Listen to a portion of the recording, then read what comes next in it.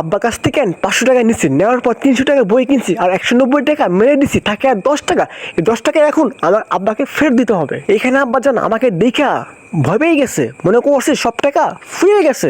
আমি সব টাকা মেরে দিছি আব্বাজান, আপনি গিলাসে পানি খান। আব্বাজান দেখেন, মাত্র 2টা বই কিনছি, বেশি না, 300 টাকার, আর 10 টাকা বাচ্চে। এই দেখুন 10 টাকা আমি এখন সুন্দর করে পকেট সামনে রাখছি, যাতে আব্বান দেখে টাকা নিয়ে ফেলে। আমি তো এইখানে সেই খুশি, 190 টাকা মেরে দিছি। এই যে আব্বাজান আমি বই কিনছি, দেখুন আমার সামনে পরীক্ষা, 2টা বই, বেশি না, 300 টাকা, আর 10 টাকা বাচ্চে। এই নেন 10 টাকা।